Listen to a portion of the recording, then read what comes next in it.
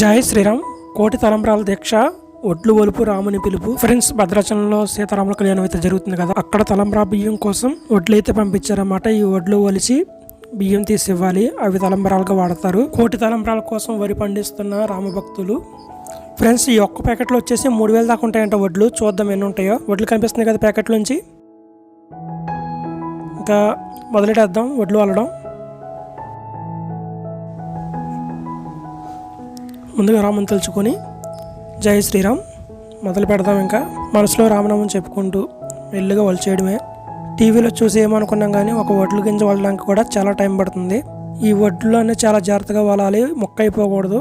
తలంబ్రాల బియ్యం అంటే బియ్యం చాలా నీట్గా ఉండాలి, మొక్క అవ్వకూడదు, ఎక్కడా కూడా నొక్కన అయిపోకూడదు. అలాగే పుచ్చిపోయిన బియ్యం లాంటివి ఉంటే పక్కన పడేయాలి. ఈ పొట్టు కూడా ఎవరో తొక్కకుండా ఒక పక్కన పెట్టుకోవాలి.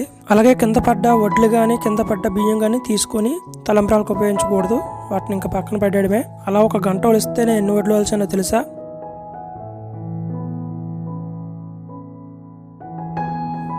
గంట సేపు వలిస్తే ఇన్ని వడ్లు అయితే వలిసానమాట. కేవలం ఒక 70 అయితే వలిసాను.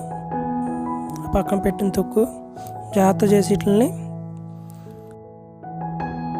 మిగతా రోజులన్నీ కష్టపడి ఒక వారంలో మా కుటుంబ సభ్యులు మొత్తం అందరూ కలిసి 3275 వడ్లు అయితే వలడం జరిగింది. వీటిని మొత్తం అన్నిటిని ప్యాకింగ్లో పెట్టేసి ఉత్తరంలో ప్యాకింగ్, అమ్మవారికి జాకెట్టు, అలాగే 116 పెట్టి గోత్రనామాల్లో చీటీ రాసి రాముడి దగ్గర అయితే ఉంచేసాం. వీటిని భద్రాచల కమిటీ వారు తీసుకుంటారు. ఈ వీడియోకి అయితే ఇంతే ఫ్రెండ్స్. మళ్ళీ వీడియోతో వస్తాం. జై శ్రీరామ్.